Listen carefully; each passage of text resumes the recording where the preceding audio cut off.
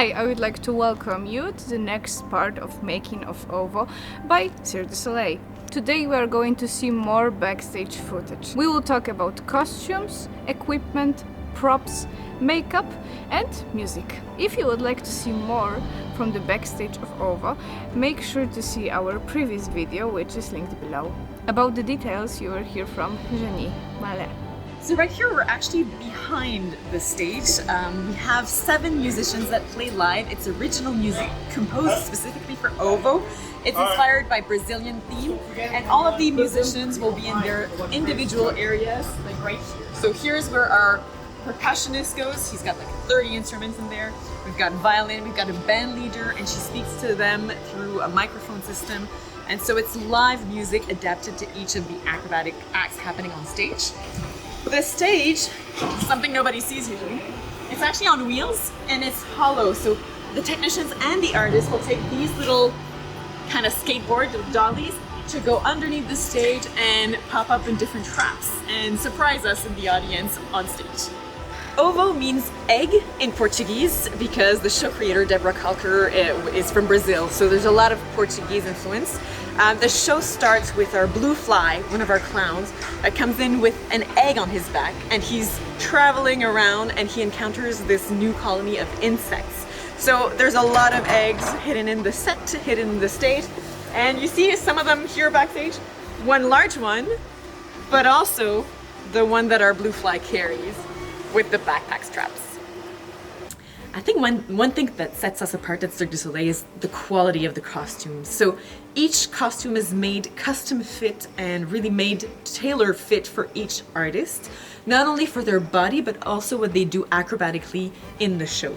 So we have insects on OVO and lots of colorful crickets and scarabs and butterflies and spiders, and this is where the magic happens. The costumes are made in Montreal, Canada, at the headquarters of Cirque du Soleil, where we have one of the largest costume shops in the world. When an artist comes into Cirque du Soleil, they go there and they get over 100 measurements of their body, a 3D scan to make sure the costume fits perfectly. The costumes are then shipped on tour, but of course, as you can imagine, there's so many costumes and pieces that on tour we have also a little costume shop and a team of 4 wardrobe technicians that take care of everything from head to toe. Headpiece, bodysuit, shoes, sometimes glove, makeup, everything's under the umbrella of the wardrobe department here on tour on OVO. In each show, we have close to 1,000 pieces of costumes. So 52 artists, they have changes, and after each show there's a lot of laundry happening. On a daily basis, they'll inspect the costumes, they will repair them, adjust them, make sure that they're fit and ready to go for the next show. To get ready for premiere, it's about 46 loads of laundry, lots of washing, and then the drying, we set up racks with fans so that we can increase the longevity of the costumes. So here behind me is where we set up the wardrobe department. In each city where we go, we have road cases, we have extra costumes that are ready to go, and then we have a technician that will take care of all the headpieces of the artists, someone that takes care of all the shoes, hand painting them and all that, someone that takes care of repairs for the bodysuits, and we have a head of wardrobe department. So this is the cricket costume. So very green, it's a full body costume, and they slide on the stage a lot. So in the show they have this, they have a headpiece, they have shoes, costume of the night butterfly.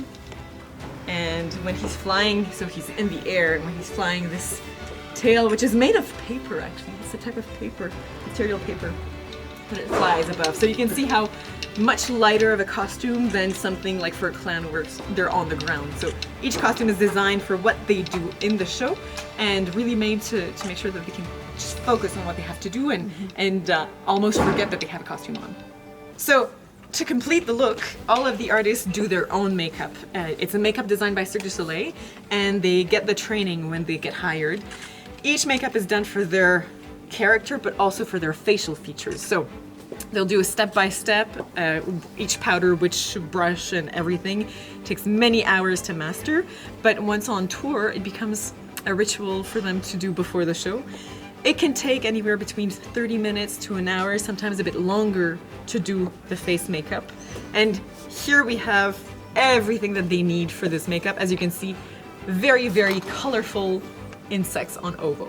These are our red ants, the female version of our red ants, and the male. We've got scarabs, got our blue fly, our beautiful ladybug, Master Filippo, got so many different, our butterfly, so many different costumes and looks. So to complete the look, of course, shoes is a must. Here are two of our clown shoes that we use in the show. This blue one is for our blue fly. It's actually the longest one currently used on stage at Cirque du Soleil. This one is from Master Filippo, the purple with the toenails, the curl up toenails, or the toes. Those shoes are made in Montreal at our Cirque du Soleil headquarters. Of course, they're tailor-made and made for each of the artists and made to look the part. So here on tour, we'll also have our technician that will spray paint and take care of the shoes because that's her specialty. Those are one type of shoes, but of course, we also have sometimes shoes that need to be specific for the acrobats, and that's the case for our crickets. They're tumblers and trampolinists, so they need a specific type of shoe to hold their foot when they bounce and they jump. So we took that shoe and we covered it to have it look like it's part of the costume. And this is the end of our magical adventure with Cirque du Soleil. Thank you very much for watching. Again, I would like to thank all of the people which took part in this series. Also, if you would like to see more from the backstage of Ovo, make sure to check out our previous video. And I would like to invite you for the next episode of Making of Arena, which will be released in 2 weeks. So, see you.